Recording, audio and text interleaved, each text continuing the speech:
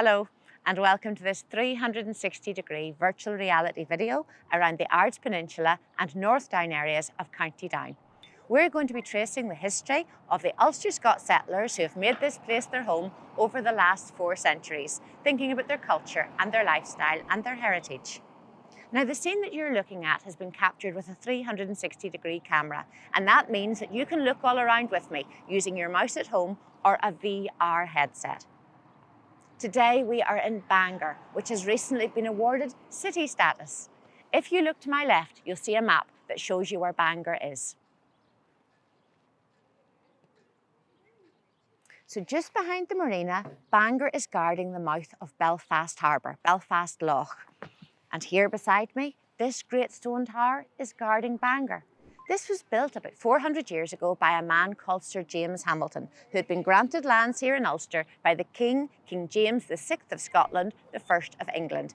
If you look to my right, you'll see a portrait of Sir James Hamilton. As the new landlord or landowner in this area, James Hamilton wanted to make some money, so he started bringing across settlers. Mostly they were coming over from Scotland. They would build a new settlement in this area. They would pay him rent.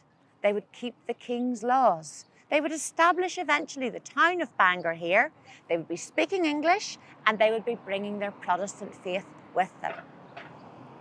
Sir James Hamilton built this great tower, and we can imagine him up on the roof of it surveying his new settlement.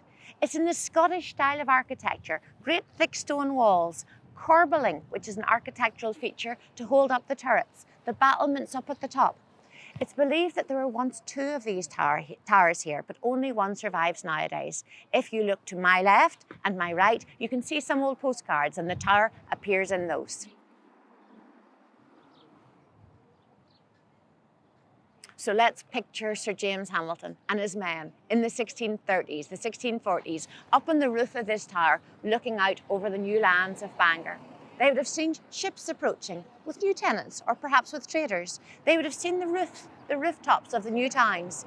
In the distance, they would have heard the bells of the abbey. Inside then, Sir James would have collected taxes from his traders. He would have collected rents from the tenants. He would have settled any disputes that might have arisen. He would have overseen the arrangements for the markets and the fairs, which he was now allowed to hold under a charter from the king.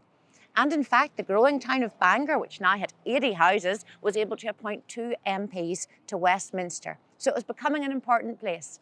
Sir James Hamilton was becoming important too. He was now Viscount Clandeboy.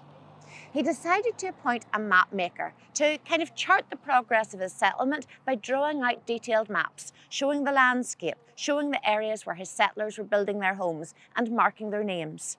Those wonderful Raven maps, as they're called, done by a man called Thomas Raven, have now been digitised. In fact, they're available for the public to view in the museum here in Bangor. If you look to my left, you'll see the Raven map, which shows Bangor itself at that time and a manor house, which was the home of Sir James Hamilton.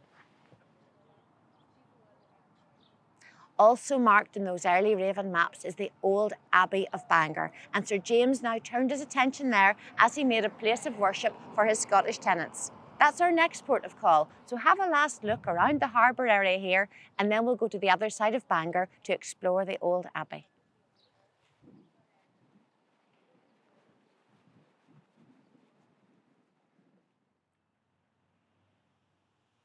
We are now standing on a blustery afternoon in one of the most ancient and special places in Bangor. We are in the grounds of the ancient Bangor Abbey, a site associated with St. Patrick himself, our patron saint, back in the 5th century, and with later missionary monks such as St. Comgall, St. Columbanus, and St. Malachy. However, by the early 1600s, when the Ulster-Scots settlers arrived here, the ancient abbey was in ruins. The new landlord, Sir James Hamilton, decided to repair this ancient place as a new site of worship for his Protestant settlers. He brought across a master stonemason from Scotland, a man called William Stenners, to rebuild the abbey. He also brought across from Scotland in 1609 the Reverend John Gibson to be the curate of Bangor and the Dean of Down. And under Reverend Gibson's ministry, the Protestant congregation here grew very quickly.